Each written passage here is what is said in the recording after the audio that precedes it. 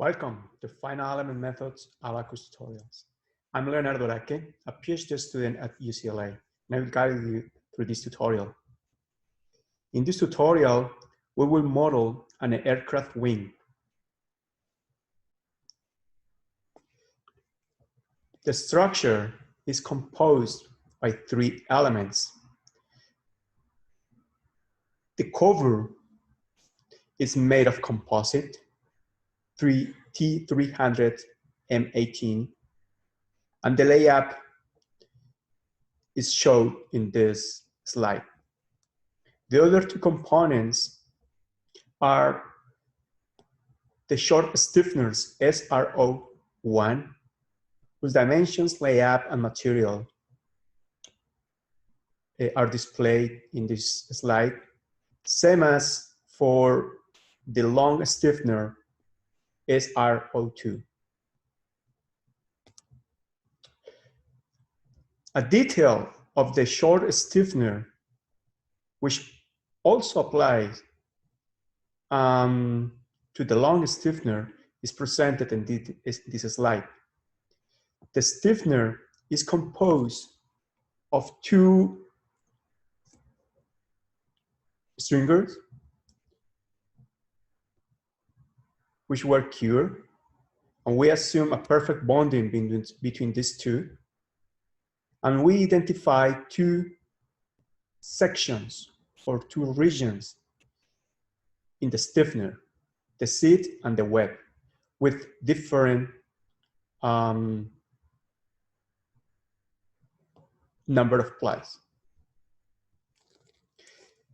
In Abaqus, the stacking direction is opposed to the regular stacking direction for composites. So instead of starting from the top to the bottom, as you can see in the left-hand side, Abaqus layup goes from the bottom to the top. Now, let's go to Abaqus and start the model. This file contains the geometry of the different components. So in this tutorial, the next step is to define the material and the section properties for the components. To define the orthotopic elastic behavior of the unidirectional ply, we go into the property module and click the create material icon.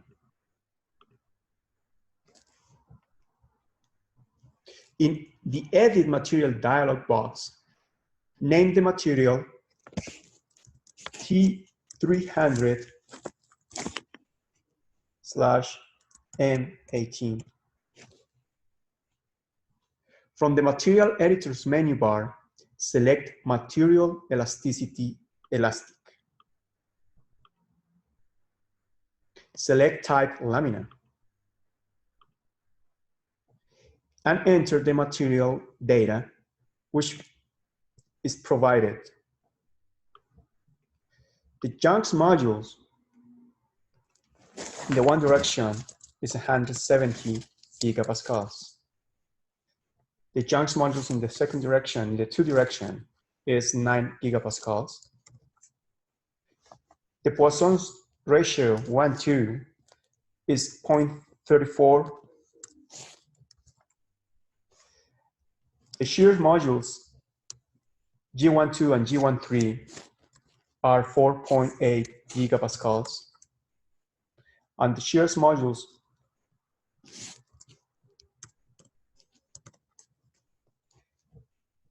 G23 is 4.5 gigapascals.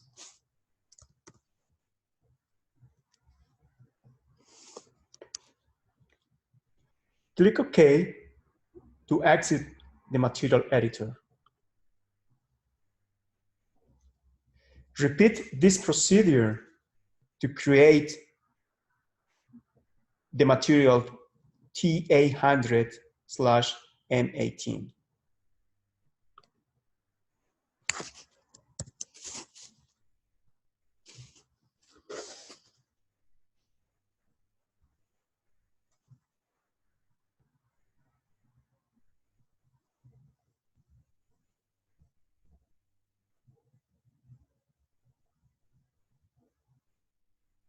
This time, the junction modules in the one direction is 192 gigapascals.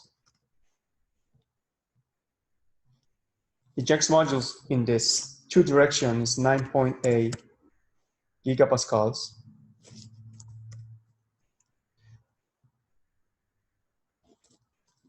Mu12 0.33, G12 and G13 4.2 gigapascals.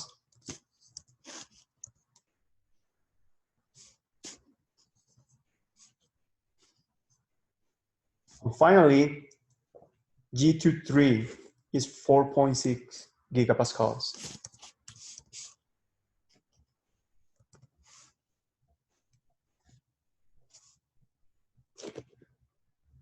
Click OK to exit the material editor.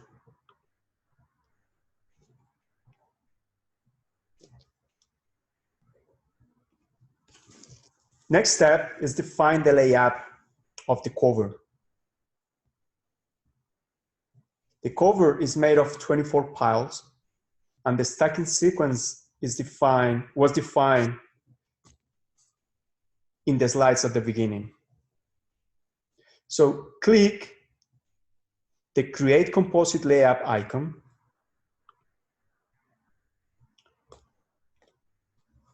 In the Create Composite Layout dialog box, name the layout Cover Layout.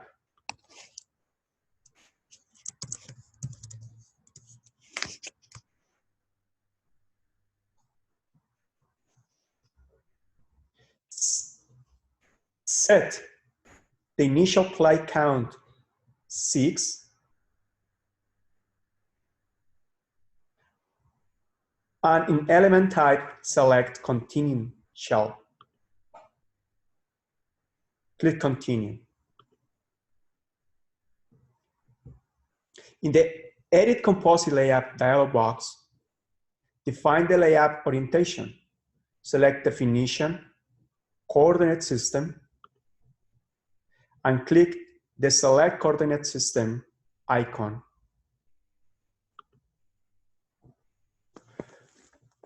Go to the bottom right of the screen, click the Datum Coordinate System list, and select Datum Coordinate System 1.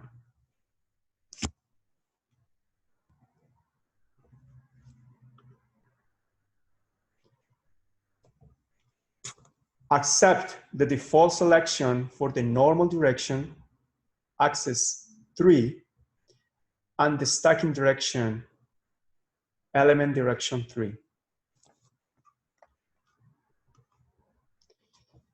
In the Piles tab, toggle on Make Calculate Selections Symmetric. Rename the plies in the following way.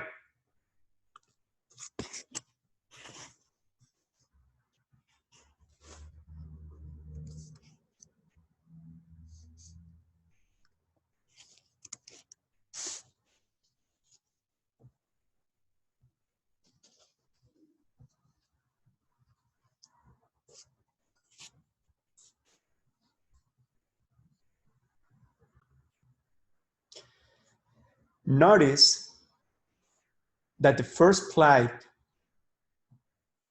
in the table would be the first ply in the stacking sequence,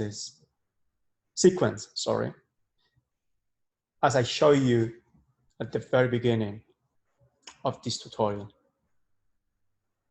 Now, double click the region button and select the entire part by dragging a rectangle around it.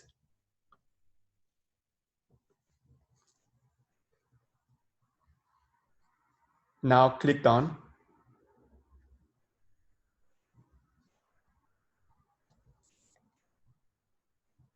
In the Display tab, select Highlight Ply Regions and Orientation display none.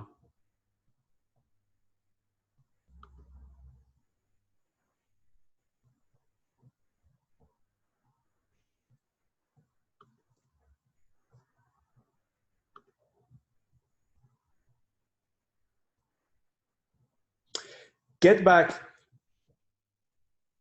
to the Piles tab and double-click the Material button. Select the material 2300 M18. Okay. Double-click the Element Relative Thickness button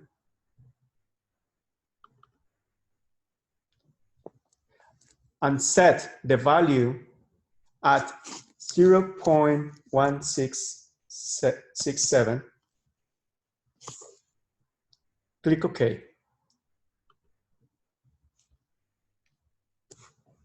Next, in the column rotation angle, define the orientation for each ply as I'm going to show you. 45 minus 45.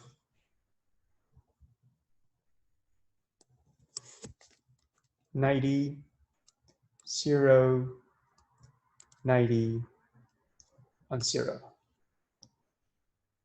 Double-click the Integration Points button and set the number of integration points at 1.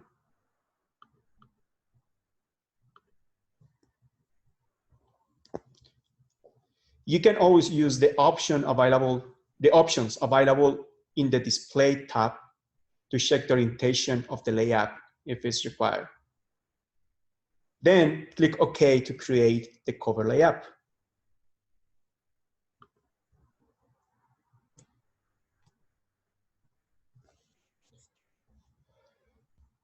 To define the layout of the stiffener, the short stiffener, SRO1,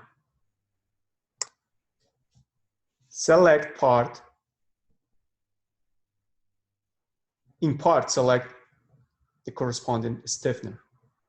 The stiffener, SRO1, is made of two cocured stringers, as I show you at the beginning of this tutorial. Remember that each stringer is made of 16 piles, and the stacking sequence is different from the previous component, the cover.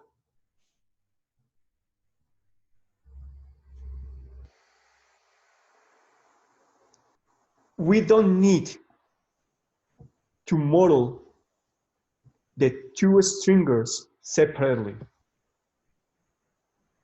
right? Remember that the stiffener is made of two stringers, and both will compose the two regions, which are the seat with 16 ply and the web with 32 ply. So let's continue. In the Model 3, you can select the part or just by it. I already show you. Now, get back to the icon, create composite layout.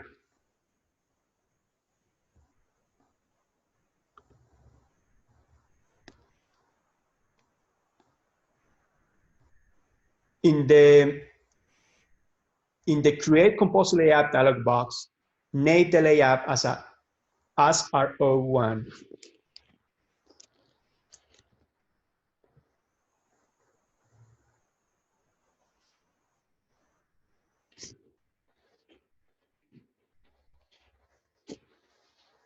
Layout. And set the initial ply count at 4.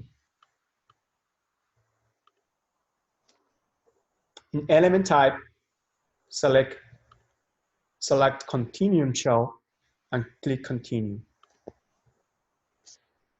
In the edit composite layout dialog box, define the layout orientation. For this, in definition, select discrete. Click the define icon to select the normal and the primary axis. In the edit discrete orientation dialog box, accept the default selections for the normal axis direction 3 and the normal axis definition.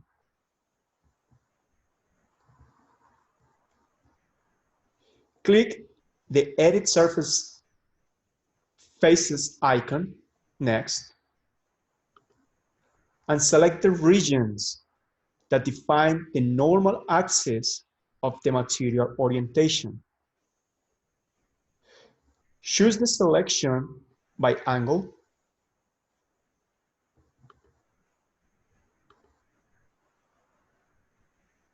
and toggle off Create Surfaces.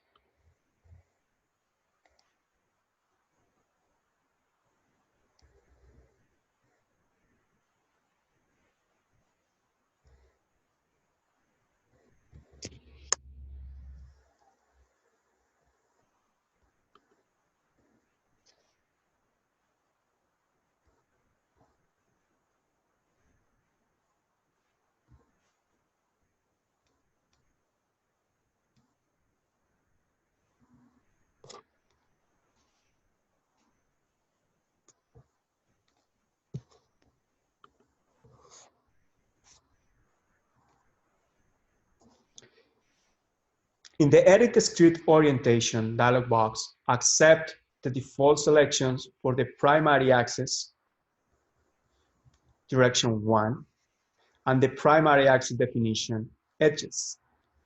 Click the Edit Edges icon and select the edges that define the primary axis of the material orientation.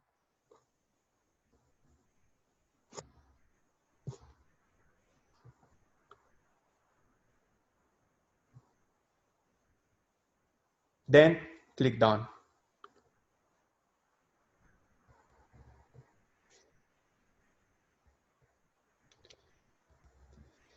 In the Edit Discrete Orientation dialog box, click Continue.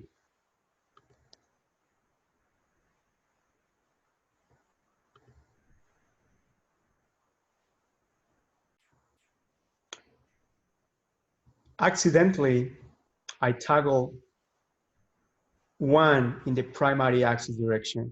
I toggle 3 in the primary axis direction. I already corrected.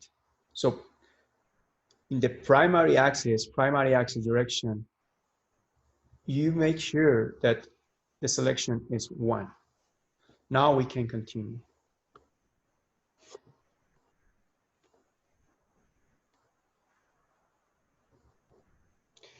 In the Edit Composite Layout dialog box, accept the default selections for the normal direction 3 and the element direction 3.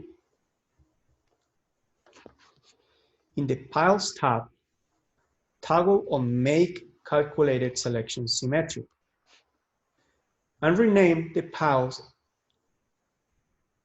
as I'm about to do.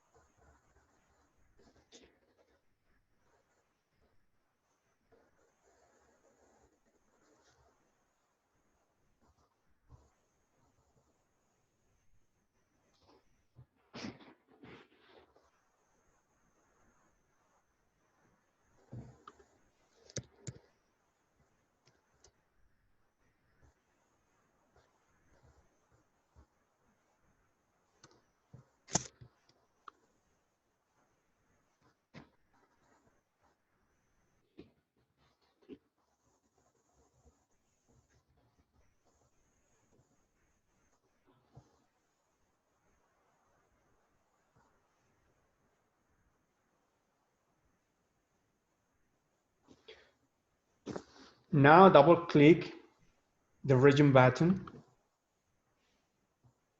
click sets at the bottom right of the screen, and select seed.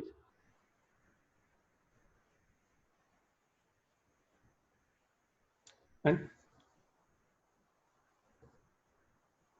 yeah, seed. And then you can toggle highlight selections in viewport to identify what you have done. All right, so now that the selection has been made, click continue.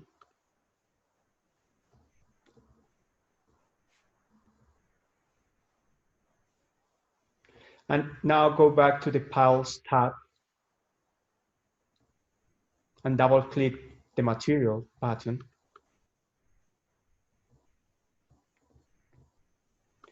Select the material T300 M18. Click on OK. Now, in the column Element Relative Thickness,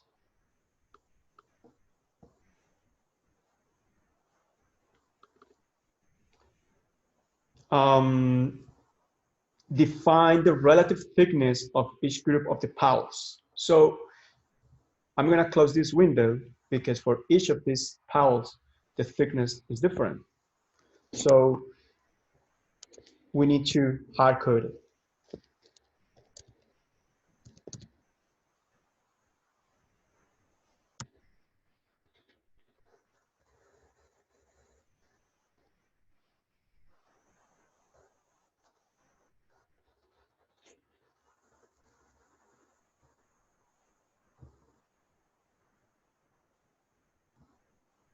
Next step is define the rotation angle.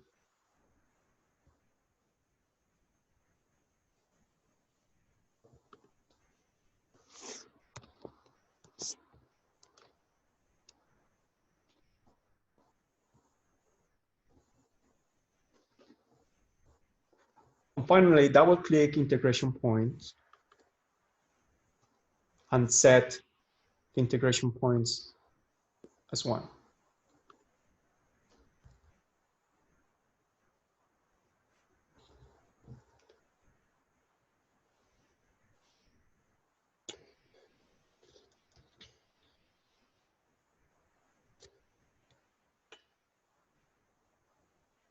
All right.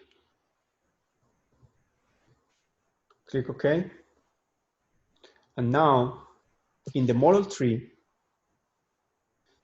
you can expand as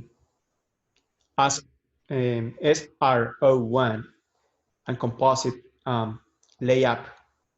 So go to composite layouts. What is composite layouts?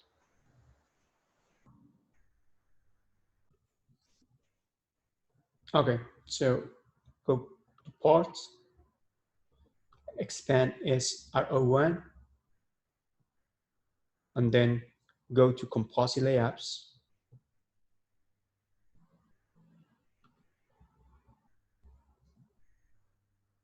Right click, copy, rename this layout as a SR01 layout 2. Click OK. Good. Now, double click the new layout.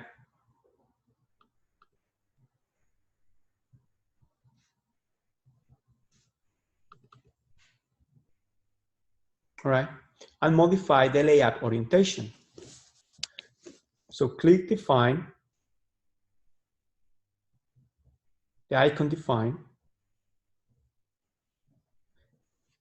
So you can modify the definition of the normal and the primary axis. So in the Edit Discrete Orientation dialog box, click the Edit Surface and Faces.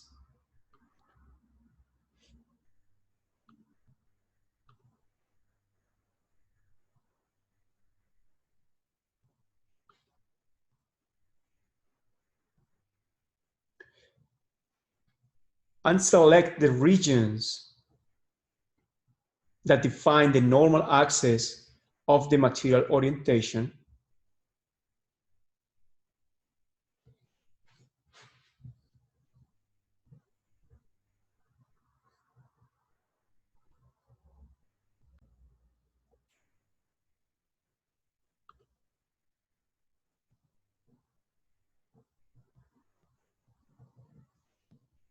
You can see that this surface turns green.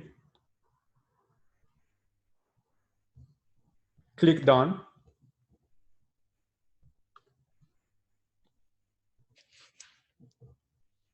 Now, click the Edit Edges icon.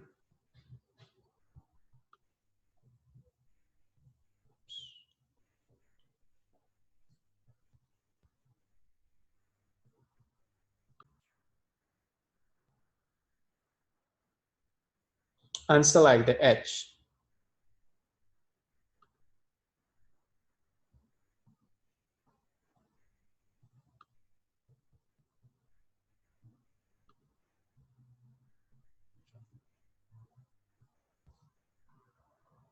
Click Continue.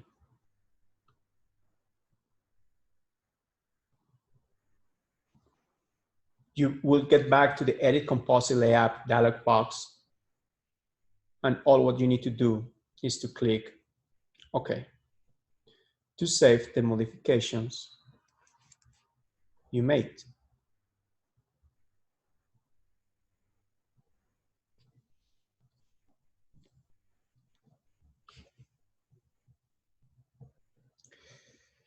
You can repeat the similar procedure for the SRO2 stiffener.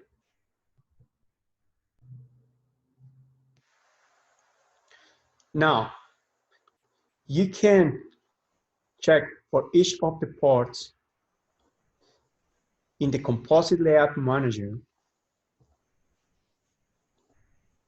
the layups.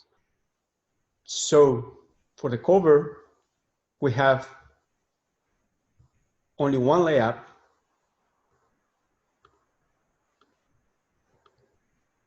For the short stiffener, we have two layups.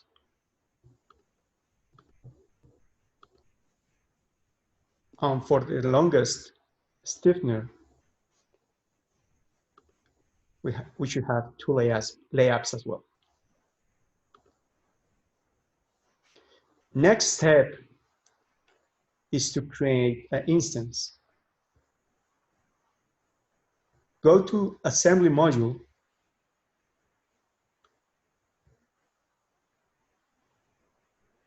click Create Instance.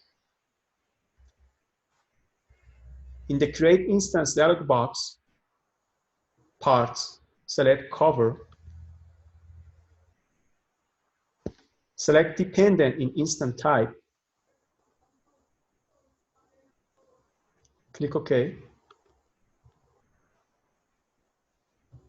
Repeat this procedure to create an instance for the other two components.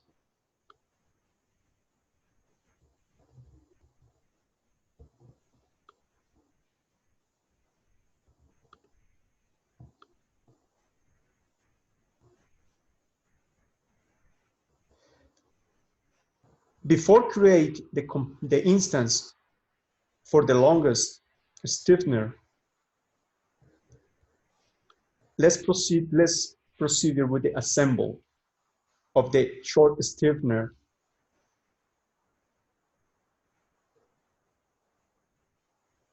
in the cover.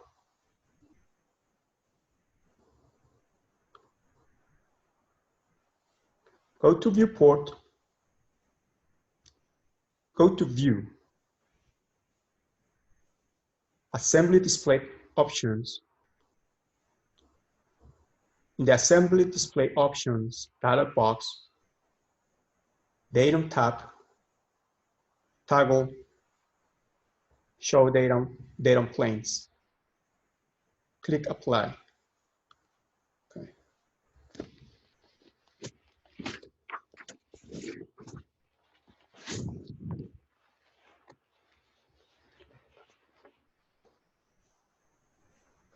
Now, we have two components we want to assemble. The cover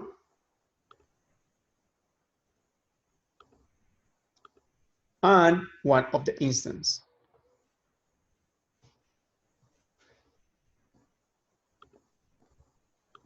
One of the stiffeners, the short one, the shortest one. So go to constraint. No, first goes to instance.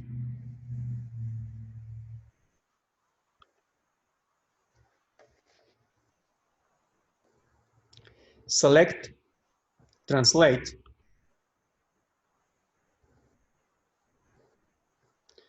Select the instance you want to translate.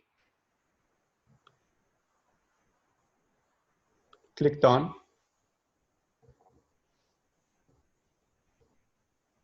Set the start point for the translation vector as the origin.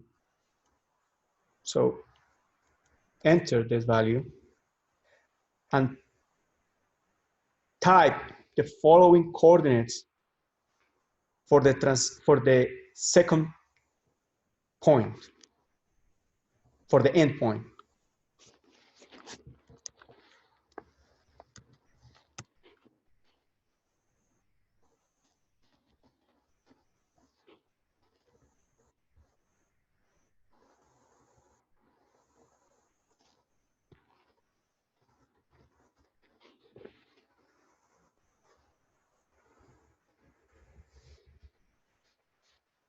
If the position is correct, click OK.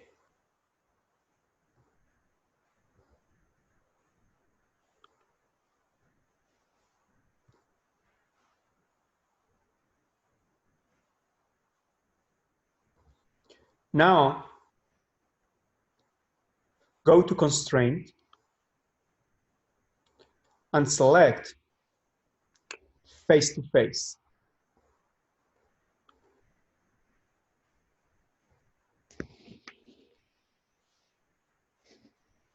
Change the view to the plane CX.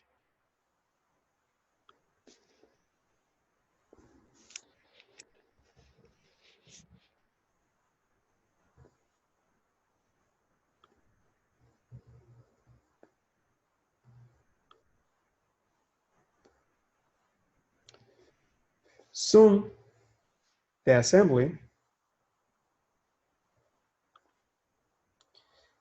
and select the two planar faces. First of all, for the movable instance,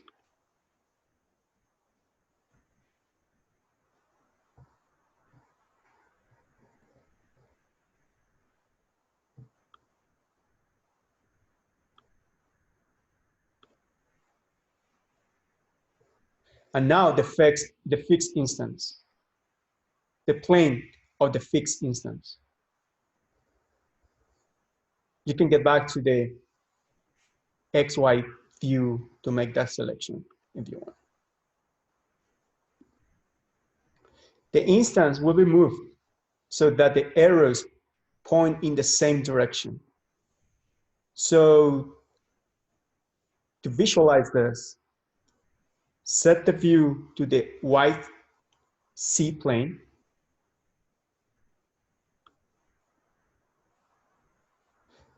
and click flip. So when the rotation is done, both arrows will point in the same direction. Now click OK and accept, and don't define any distance from the fixed plane along its normal. All right. Now go back to constraint and select parallel edge.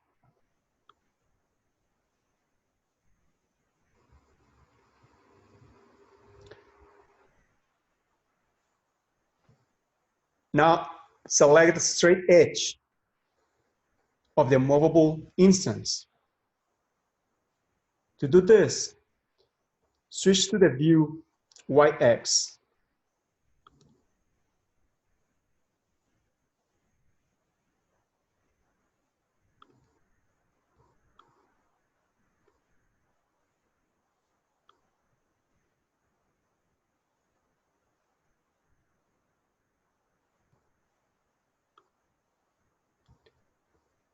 Select the edge in the movable instance, and now select the straight edge of the fixed instance.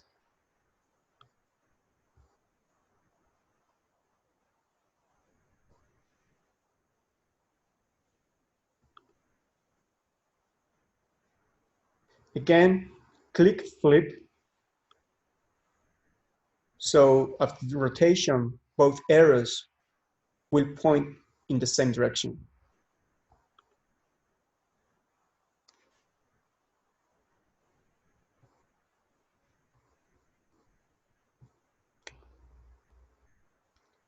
I made a mistake with this because I should selected the short instance. I did for the longest distance. So I'm gonna correct this step. I'm gonna correct this, but the previous steps are exactly the same as I described it.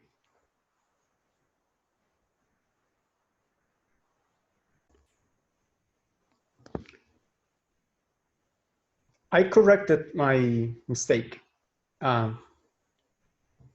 So what happened is when I was creating the instances, I ended up creating the instance for the longest stiffener as well.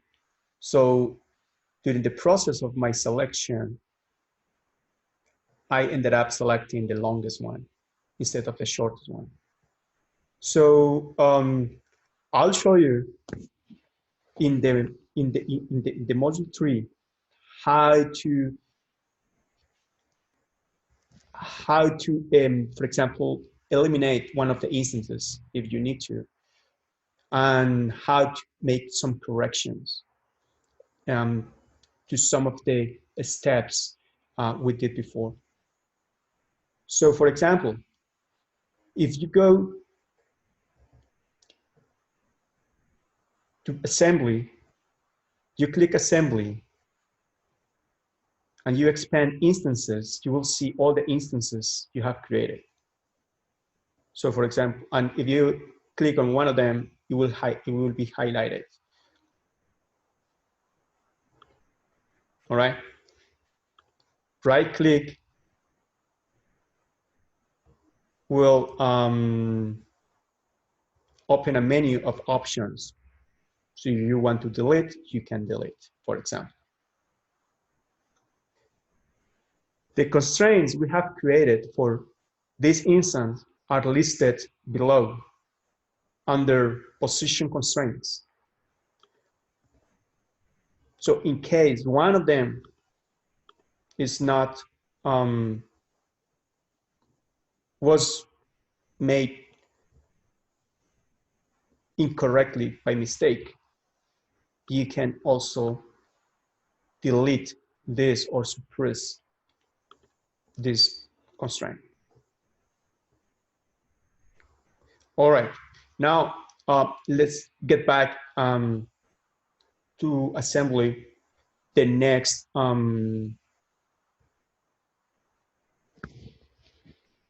the next instance, the instance corresponding, which corresponds to the longest stiffener. First, we need to create that instance. So go to create, select SRO2, and click OK. To translate the instance, go to Instance, select Translate, select the instance, click Done, accept this coordinate as a starting point, and type the following coordinates for the endpoint.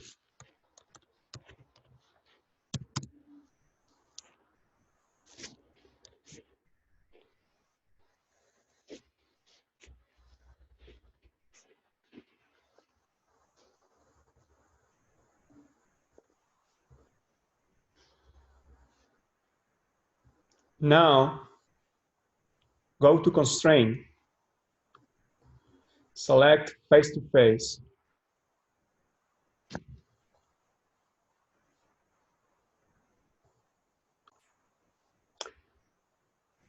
to finish this, the translation step, don't forget to click OK.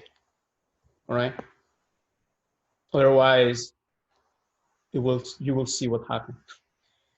So now let's get back to Constraint, select Face-to-Face, select the view, the plane CX,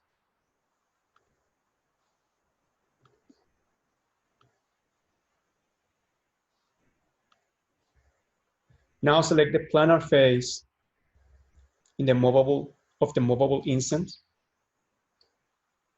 You can get back to the view XY and select the plane of the fixed instance. To look at the arrows, the direction of the arrows, you can get back to the plane YT. And you can see that you need to flip the direction and then click OK. Enter. To perform the rotation, go to Constraint, select Parallel Edge,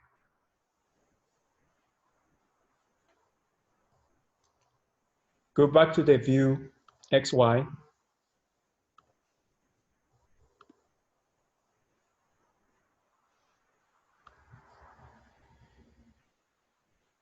select the straight edge of the movable instance, and then the straight edge of the fixed instance.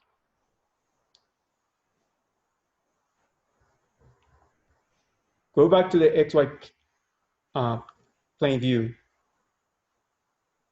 and flip the orientation of the arrows and click OK. The next step is to create a linear pattern of instances to distribute them along the cover or over the cover surface. So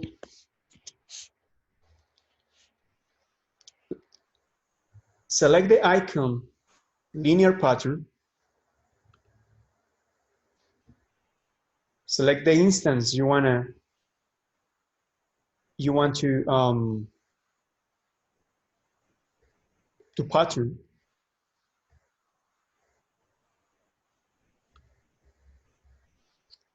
and in the linear pattern dialog box, you can select the number according to the direction.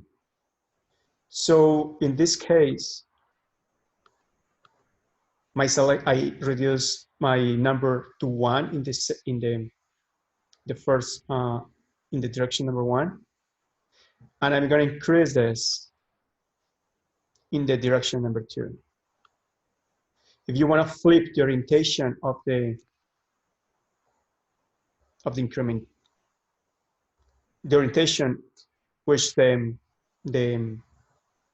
pattern is increasing, you can do it by clicking this icon. All right. To set the offset between each of the instances, input 0.5,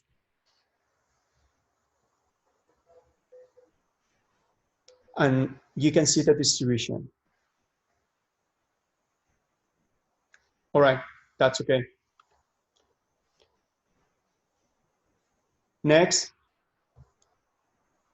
get back to the linear pattern icon, select this instance, reduce the incrementation, increase the number in the one direction to 4,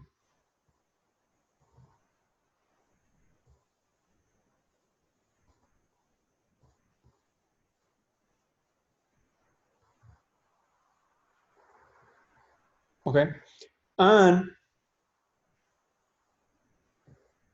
reduce the number in the one direction to 1.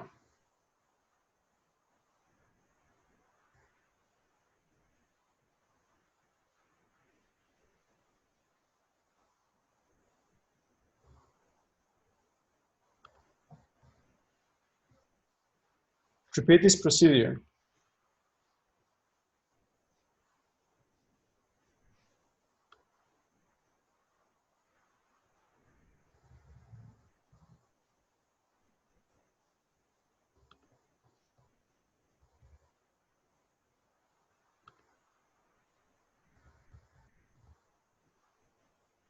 By increasing the number in the direction number 2 and setting an offset of 1.25.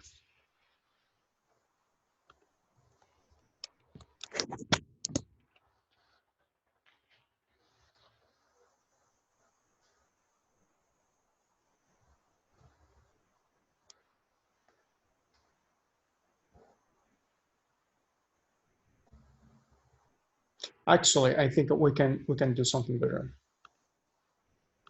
Select all of them. Oops.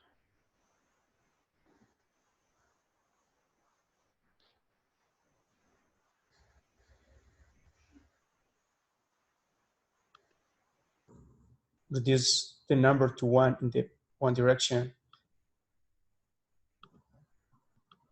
and set the number 2 in the 2 direction, and the offset as 1.25.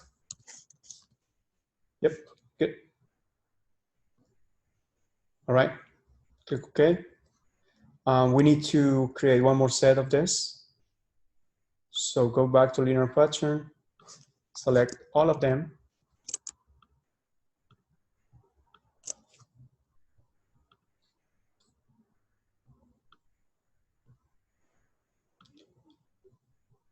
and set the offset as 0.5.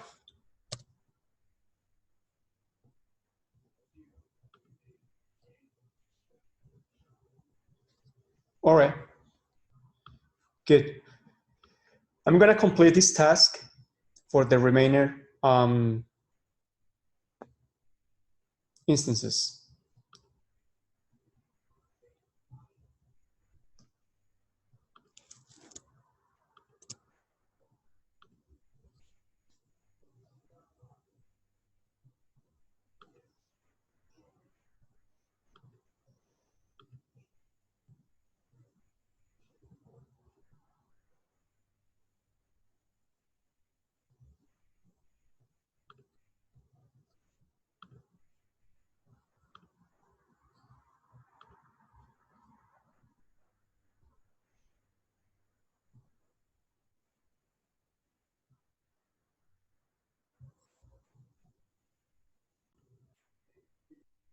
Once I complete the array of the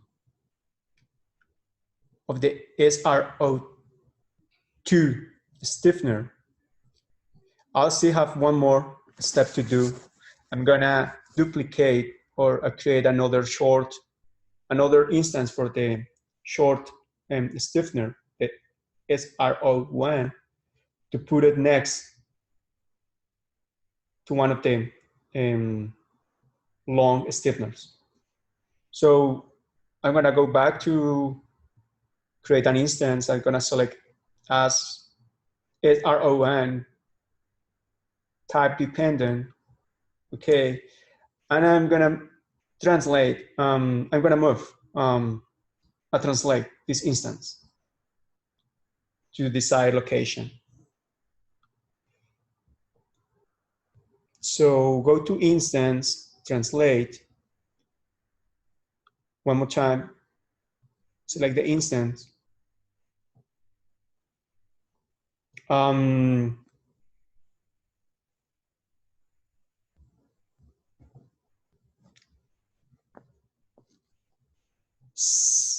now I'm gonna use the view negative x, y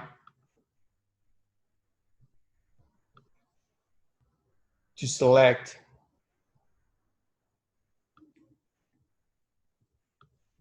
the point.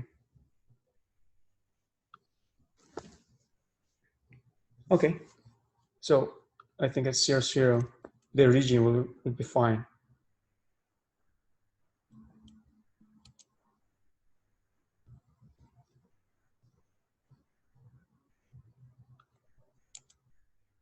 The endpoint, I will go back to the positive x, positive y view. I'm going to zoom this location.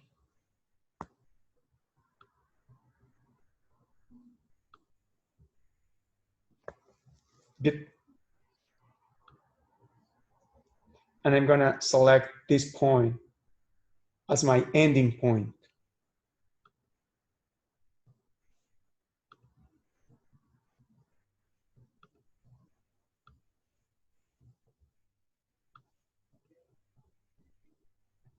All right. So next step is to create a constraint face to face. I forgot to click OK. I get back in. I'll get back in. I get back in a minute.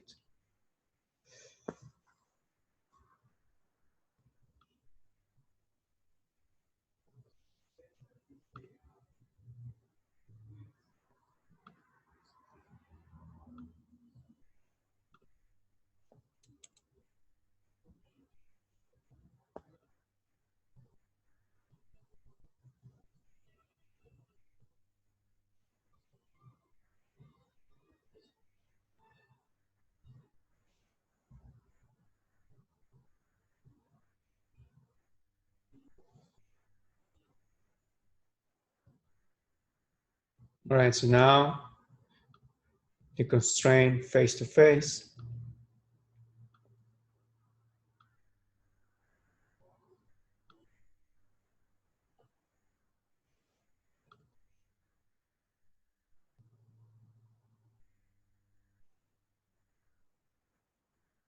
Let me think about this. I think I can do a better constraint here. And that's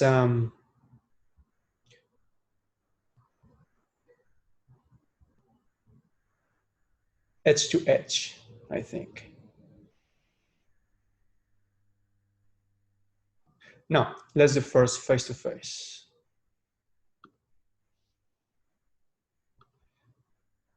This with this.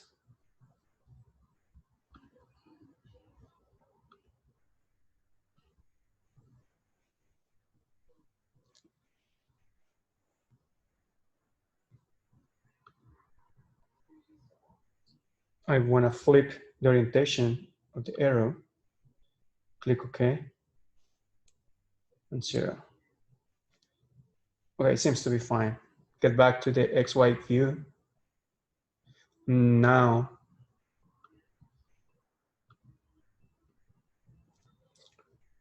go back, create another constraint, this time parallel edge. Select the edge for the movable instance, select the edge for the fixed instance, flip the orientation of the arrow, and click OK. It doesn't coincide.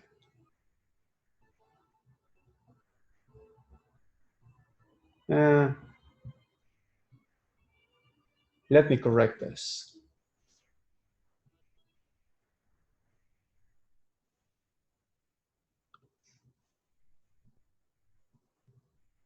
Oh, I see. I create parallel edge, and that's not what I want. I want edge to edge. Okay, so I'm gonna delete this constraint, and I'm gonna select the constraint edge to edge.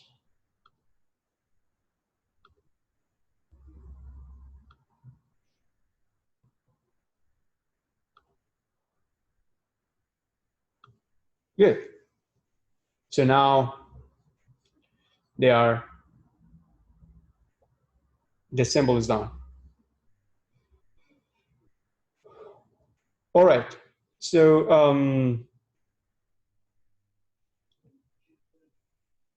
once this assembly procedure, this assembly of instances step is completed,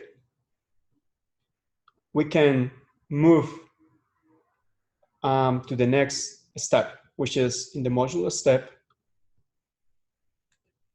We're going to create some static step. But before do this, I'm going to get back to instances, to the assembly. I'm going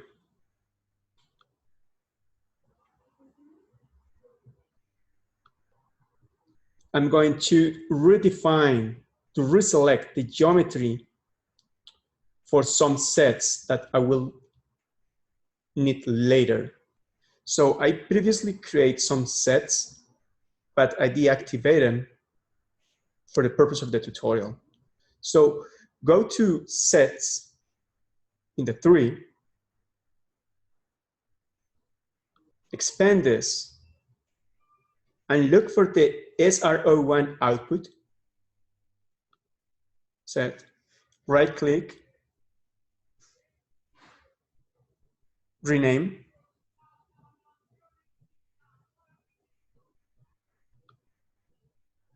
no rename,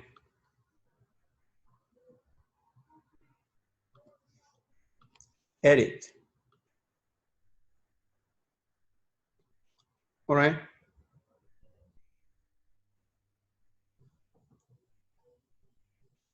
And select all the SRO1 instances. So to do this selection, I'm gonna click on replace selected.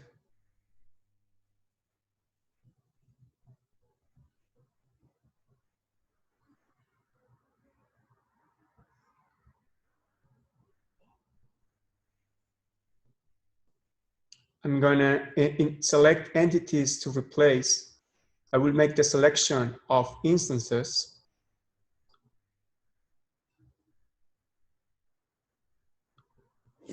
I'm going to select the 2 instances.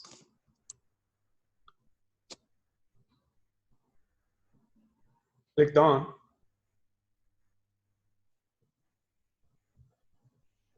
Now you can drag all around the 2 instances and click done. So these 2 instances are associated with this set SRO1 output. Let's do the same for SRO2. So let's select SRO2 output, right? We can replace all. And now we can remove selected. So I'm going to remove the cover, the instance for the cover, and the two SRO1. Click done. And what is left is all the SRO2. So we can right click on this, edit. We can select all of them and click done. Again, we replace all. And now I'm going to select only the cover.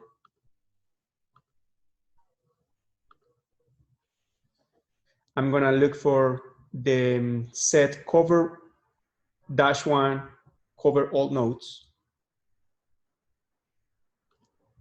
which is this.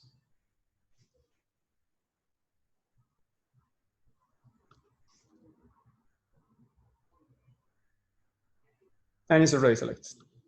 So we didn't need to do that because I did it before. All right. So now we can go back to this to the module step.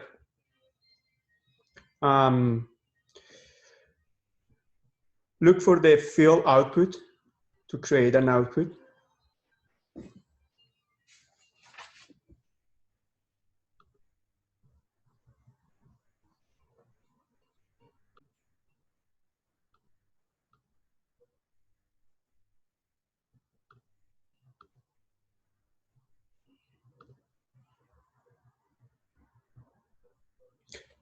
Oh, I need to get one step back. I forgot to create the step first. So let's create a step 1.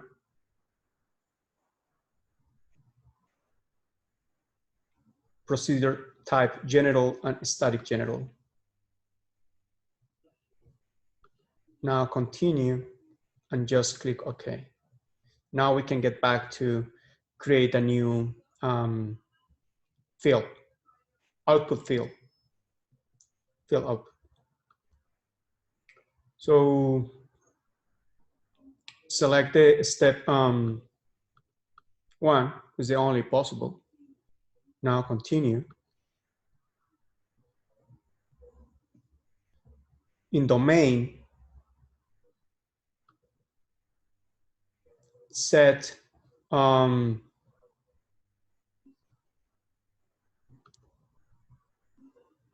set, and then in the next select cover 1, cover all nodes here. All right.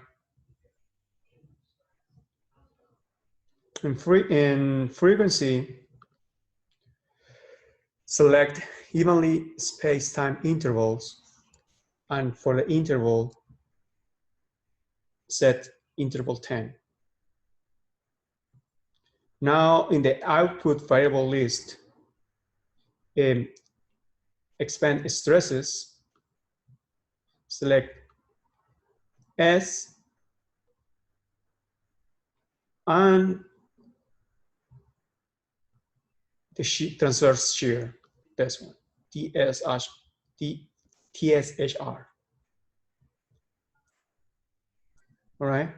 Now go to specify and select and type.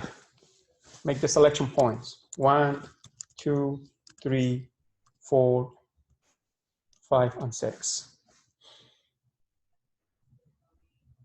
By creating this new output, we'll be able to visualize the stresses in each ply later. Okay, so just click OK, and that's it. We're gonna create 2 more fill outputs.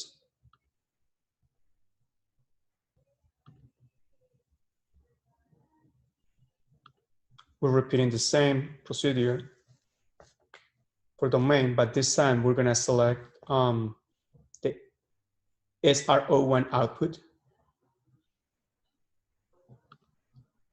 frequency, evenly spaced time intervals, interval 10,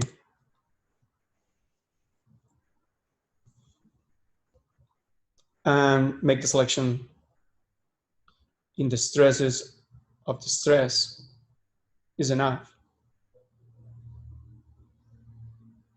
And specify the points 1, 2, 3, 4 for this output.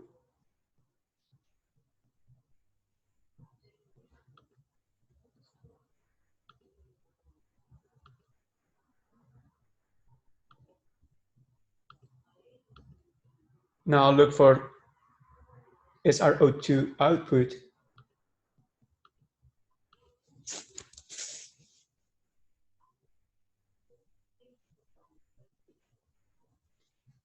Select the points 1 through 8.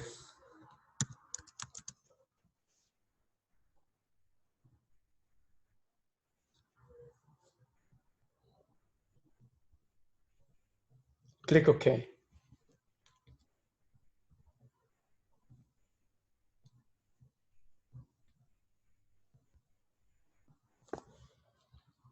Okay. The next step is to create some interaction between the 3 components, cover and stiffeners. But before do that, we need to reselect some surfaces that I already created for you. So go to the 3, and in surfaces, under surfaces, select SRO1, all. All right. So right click, edit,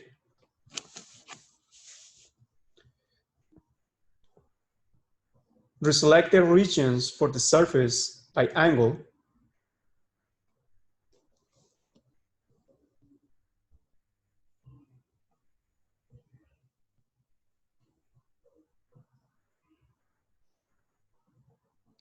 but I need to visualize them.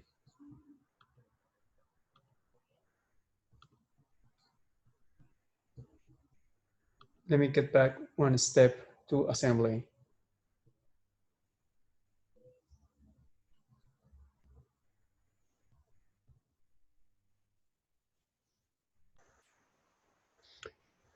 All right, if you click replace all, you will be able to see all the components for the wing. So now we can continue. So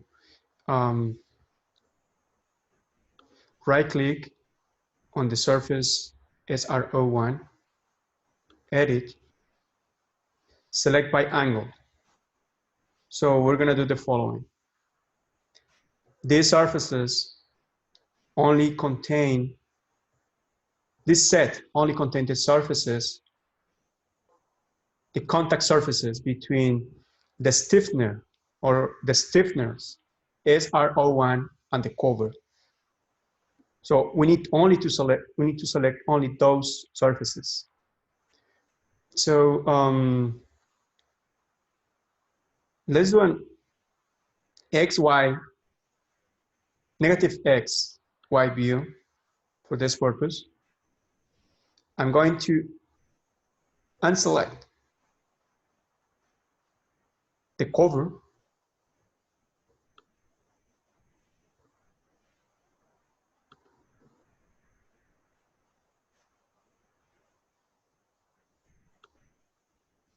So let's do first this. In this view, remove the selected instance.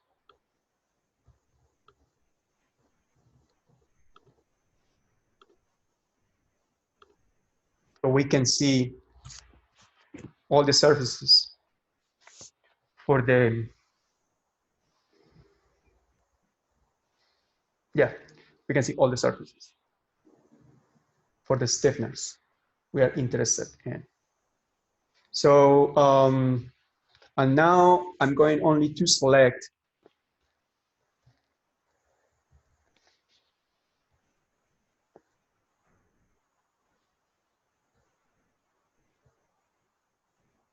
the shortest stiffness, these two. All right, so, okay.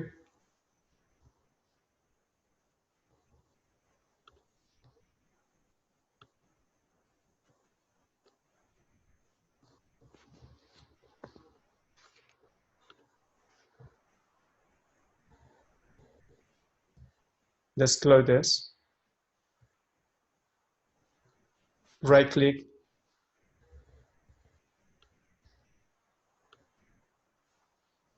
Selection by angle. So that helped me a lot. We have one more, right? In this view. So let's do this.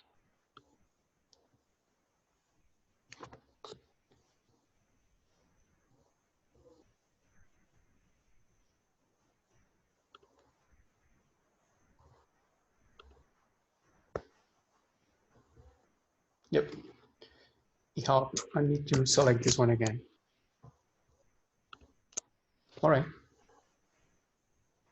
That surface, all the surface elements for these two components will be grouped in the set SRO all.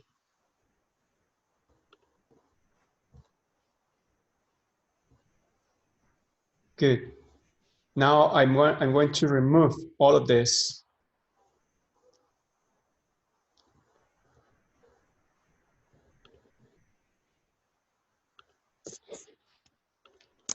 To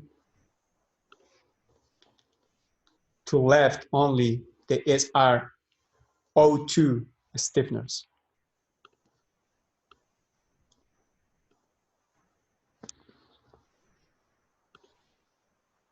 Now select SRO2 all, right click, edit, selection by angle, and click one by one.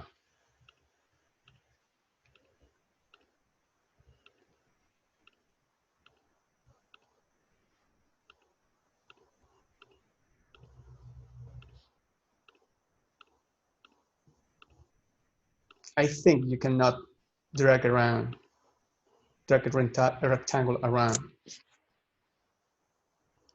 Okay, the selection is done.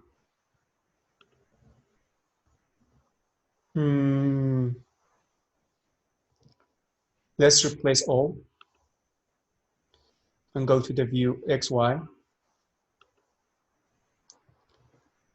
Select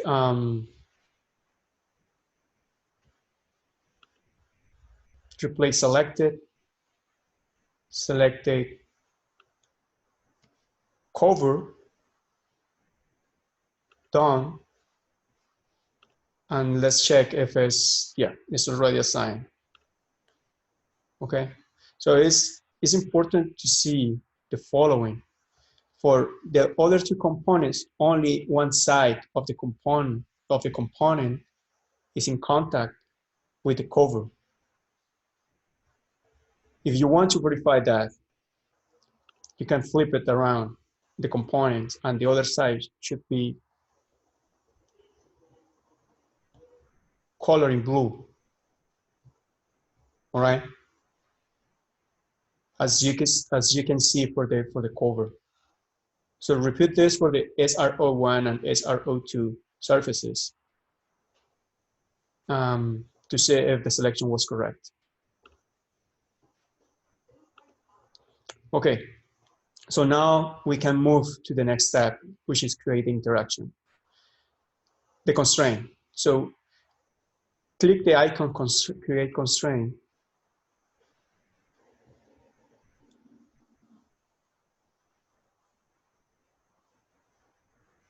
Select coupling first.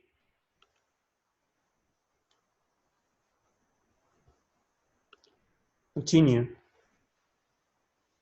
Select the constraint control point. So this point was created to spread the load on the surface, on one of the surfaces of the air wing, of the wing for the aircraft. So I'm going to select this point.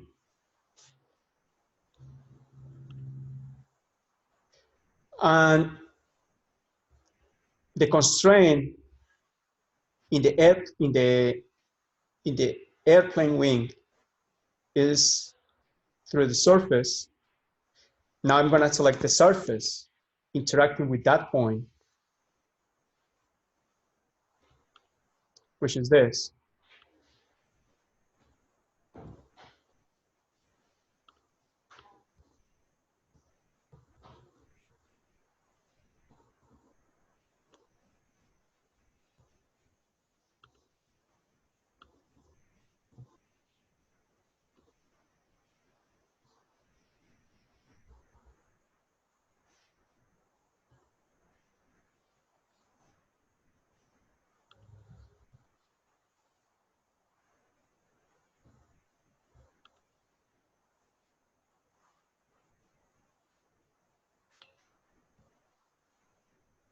And click done.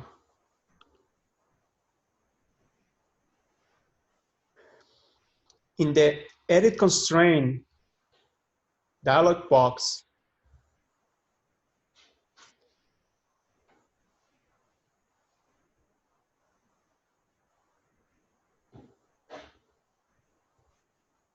select the coupling type kinematic. Just accept all the preferences and specify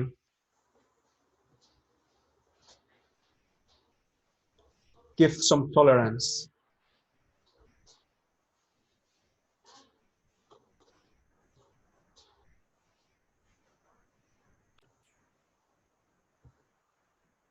I was getting confused. I'm doing the coupling between to apply the load to the air to the wing. So here we don't need any tolerance, right? That's for the next constraint. So pretty much, we don't need to do anything else in this menu other than the selection of the control points and the surfaces on the surface, which was already done. So just okay.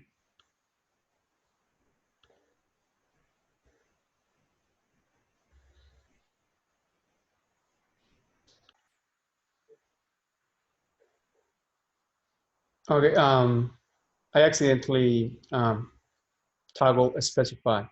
So the influence radius just set as leave the default setup, which is to outermost point on the region. Good. Get back to create another constraint. This time the type is tie. Continue. We're going to select this master surface, click the view XY, make the selection surface, select this surface. That's one way to do it, okay? But the other way to do it is take advantage of the surfaces we already created.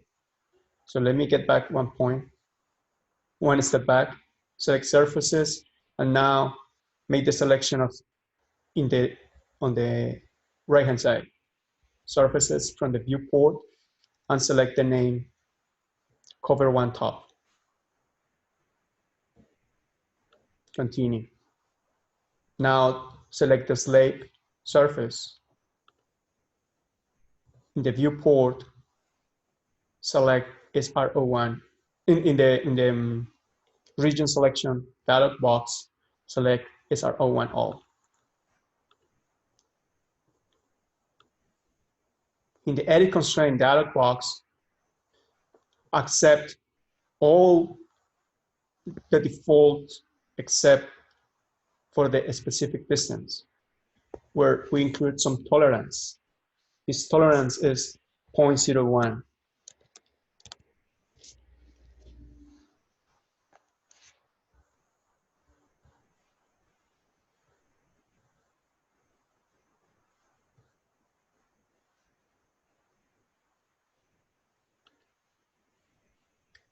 Okay.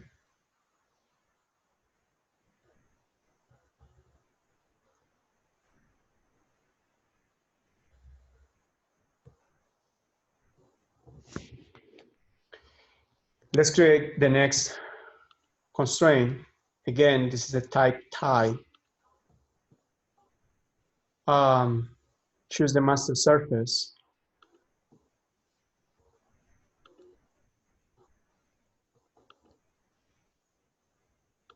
And the slave surface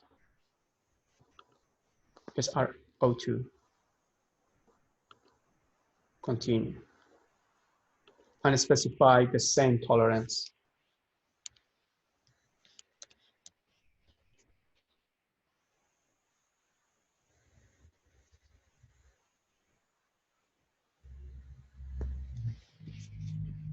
All right. Now we need to apply some boundary conditions on the load. So in the next step, we can do that. Before, I'm gonna reselect the geometry for some sets I'm gonna use to apply these boundary conditions. So I already created these sets for you. All we need to do is to reselect the geometry. So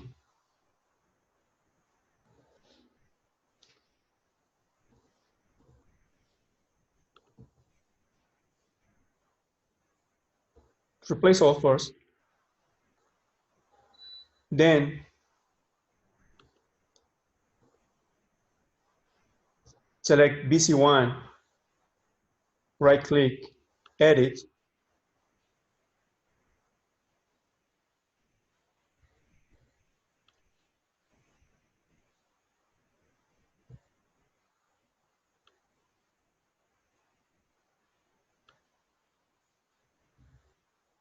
And we're going to select this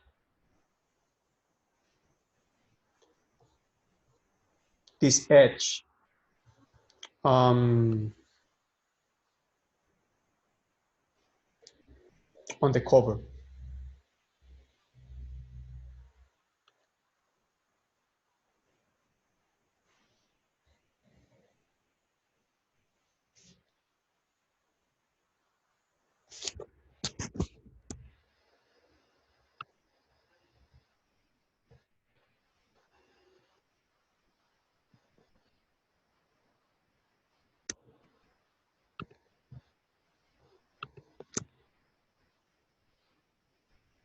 All right, the selection is done.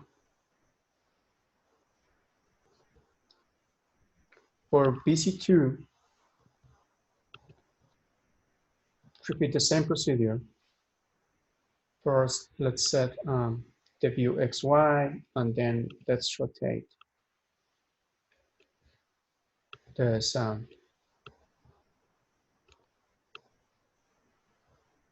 assembly.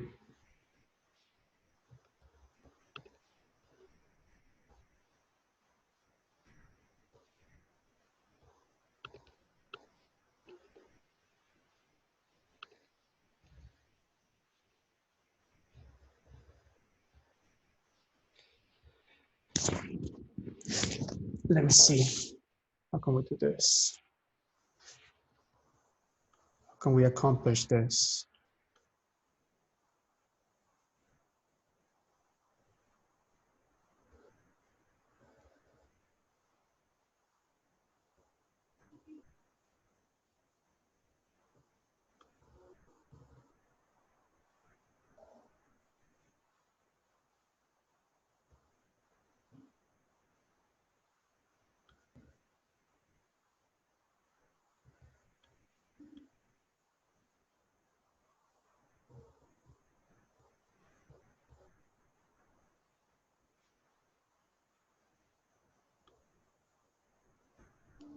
Okay.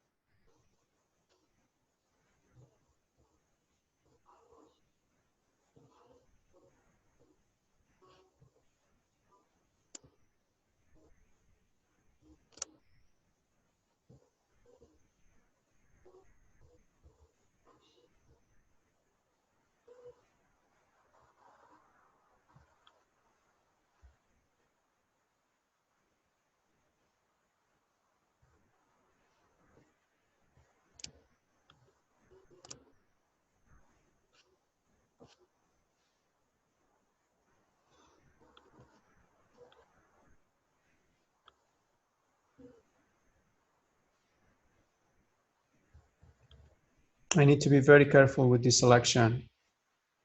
Otherwise, I will have problems later. All right, I just complete the selection of the surfaces which are grouped under EC2. So just click done. You can verify they will by clicking on BC1 or BC2. The selected surfaces, the corresponding surfaces will be highlighted in the viewport. All right. So I think all the sets are done.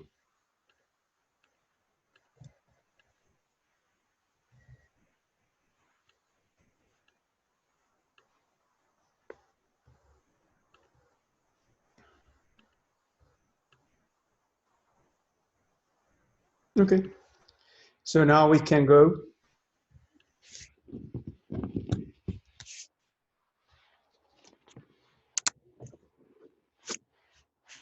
Now we can go to load.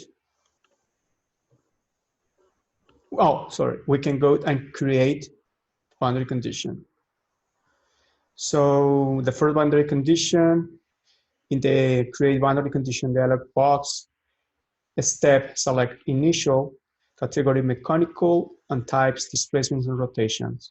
Click continue. Select BC1 from the region selection dialog box. You can see that it's highlighted in the viewport. For this boundary condition, toggle check the displacements U1, U2, and U3. Click OK. Create another boundary condition with the same step, same selection, displacements and rotation. This time select VC2. And for this boundary condition, only select U2.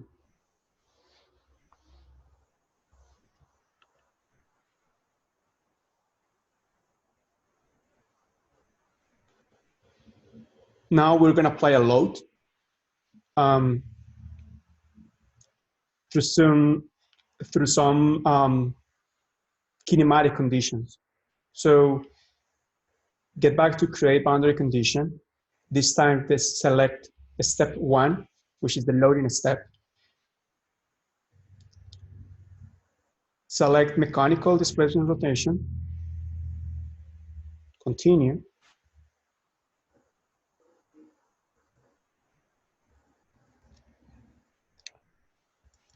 and in the viewport,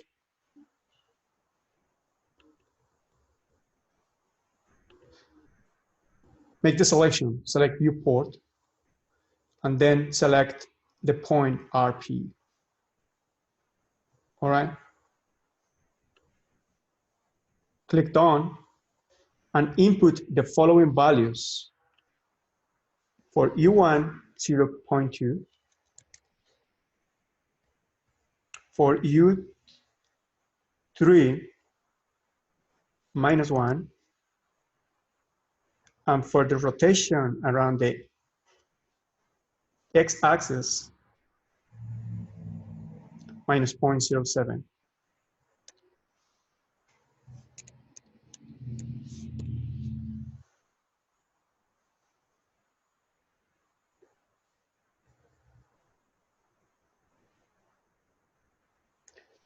Okay.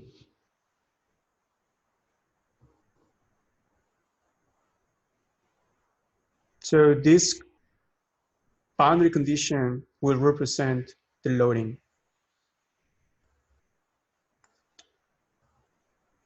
in the wing.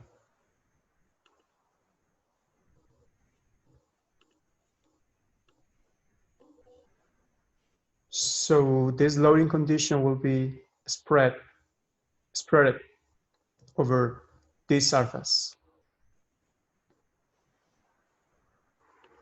Okay, I think it's pretty much done. Next step is we're gonna mesh the parts.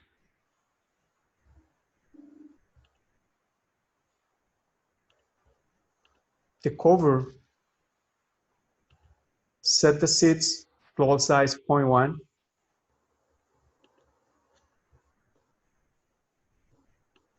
Go to create an element to assign an element type.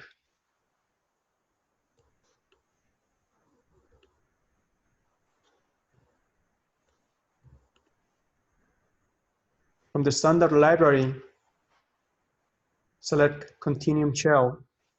The only geometric order is linear. Don't make any other selections. So this is a node quadrilateral element.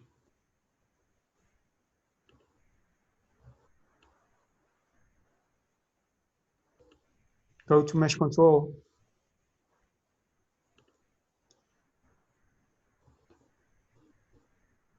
In case different selection is made. Now mesh the part. Click yes. And the mesh is generated. For the SRO1 stiffener,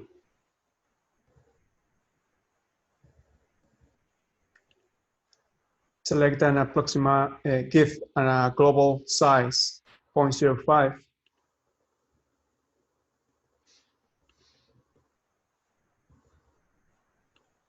For the element type,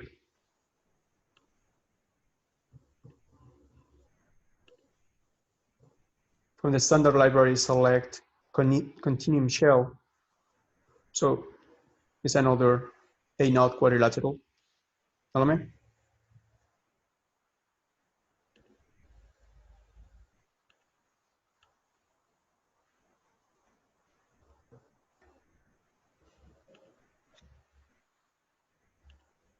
And mesh the part.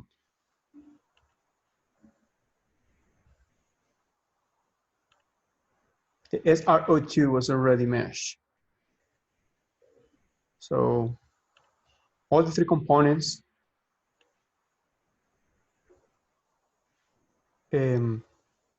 we're ready with we're done with all the three components. Next step is to create a job.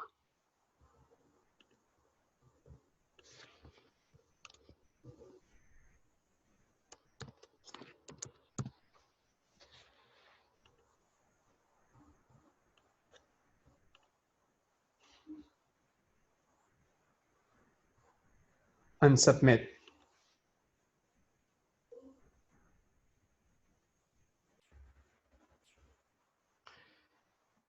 I forgot one step.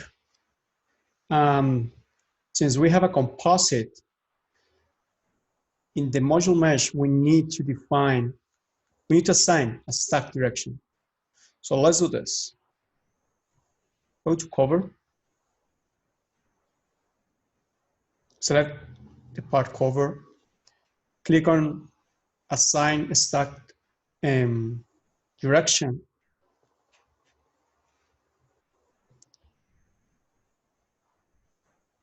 All right. So once you click on that,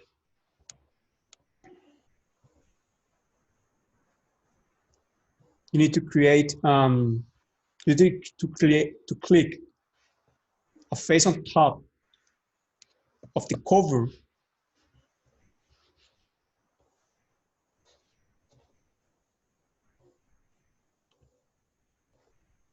All right, to define the reference orientation.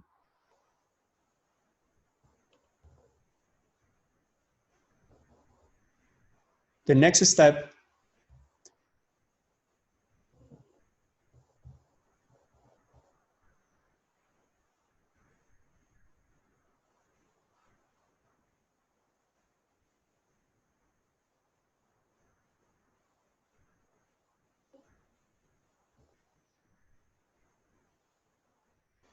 is select the top face as a reference orientation for the top element.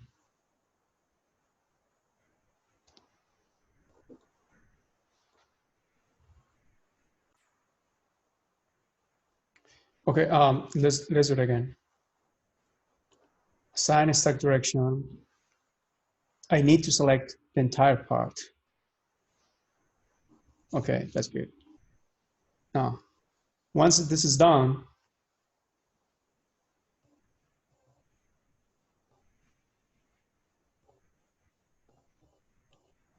click done. Select the top of the surface, any region, to assign the reference orientation, and click yes. So all the top surface should turn brown, should color brown. Okay. If this is what you see, is correct. Click done. Now repeat the same procedure for SRO1. So for SRO1,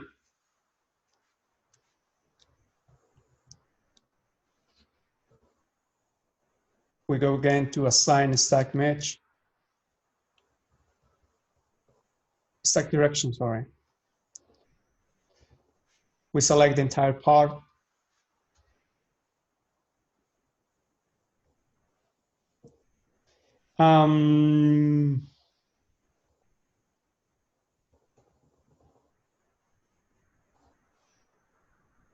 This time we go to sets. We go to sets and we select, let's do sit first.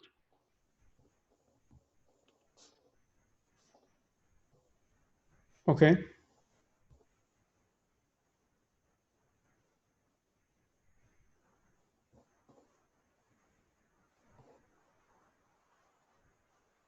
And continue.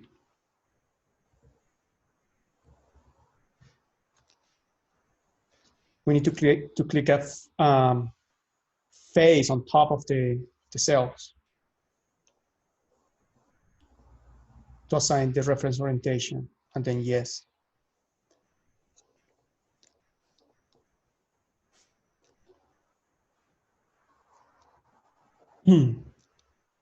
Now repeat the same for the web region.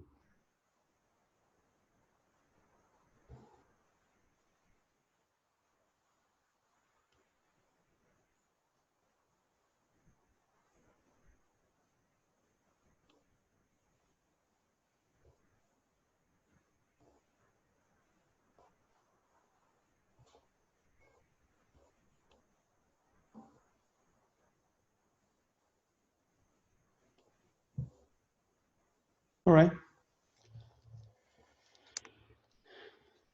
So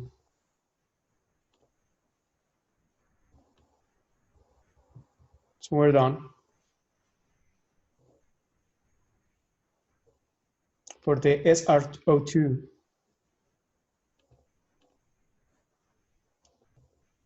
I already did it. Yeah, that's fine. Okay, so I think we are ready to move on. So let's get back and run again the job.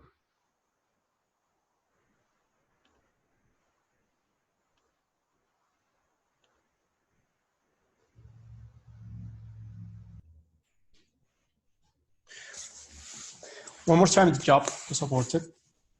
The reason for that is 49.6 elements have missing property definitions. So I got back and investigated what happened, and this is the reason. When I was assigning the section for the SRO1,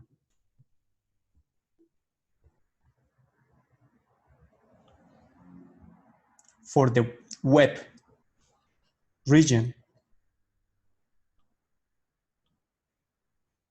I forgot to set the region, to switch the region from seed to web. So double click region, make the selection of web, and continue. Now it turns green, which indicates that it's correct.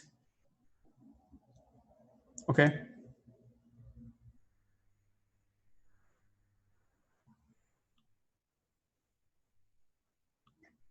Go to mesh. Make sure that this component is mesh. Check for the stack orientation, which seems to be okay because it's brown. And run the job again.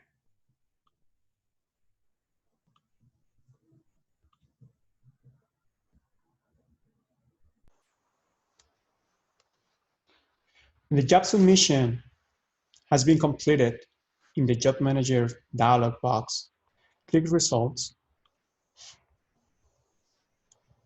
so you can open the ODB file in the visualization module. Now you can click on Common Options and select Visible Edges. All right, click OK. So we can see this better. Now we're gonna click in Create Display Group.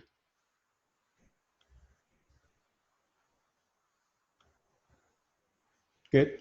Make the selection of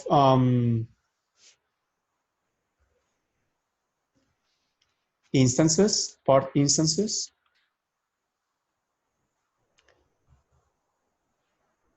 And then cover one.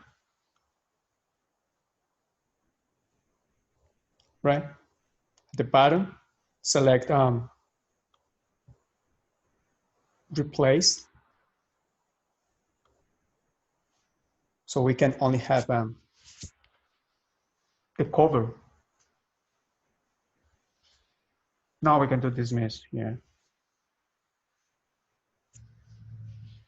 We can do Dismiss.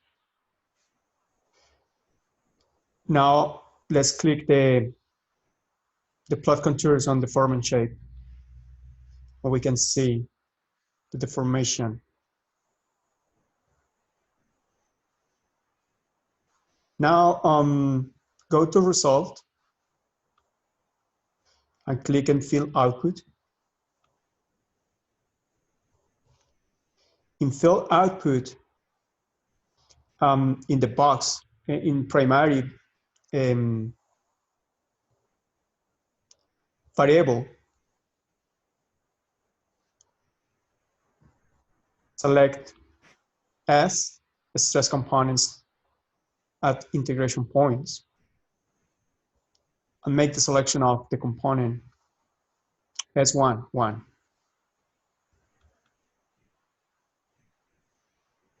Then click selection points.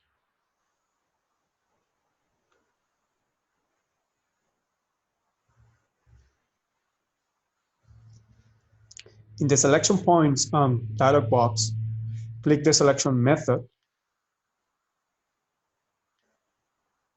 piles, and select apply cover 01. Let's do this. 01. Click apply.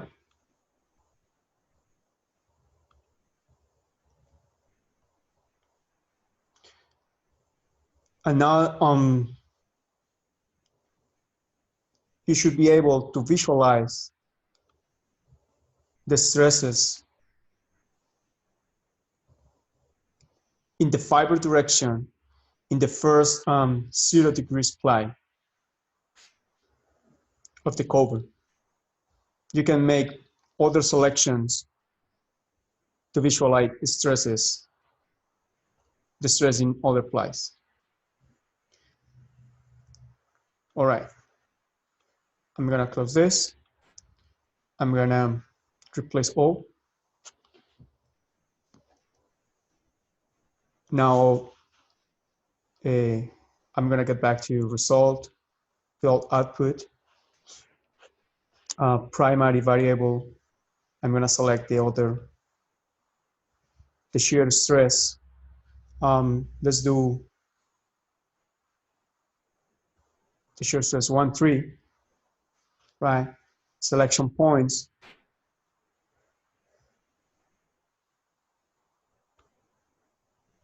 And in the selection method, let's look for the cover apply minus 45. Click apply.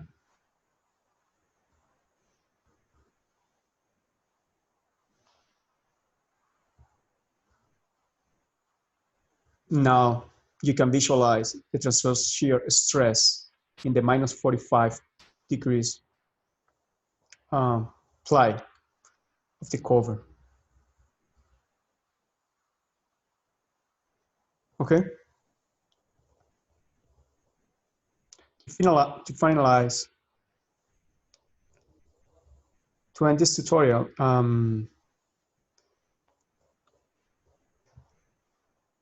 I'll go to I'm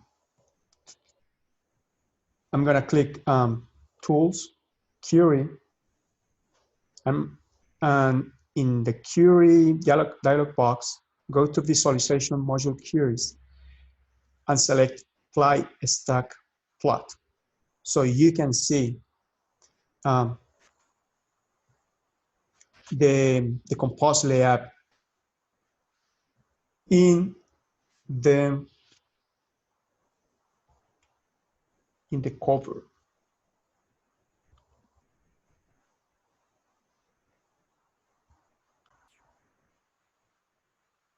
Let me select that. Oops. Okay, I select the cover, and you can see the ply stack plot for the cover on the right hand side.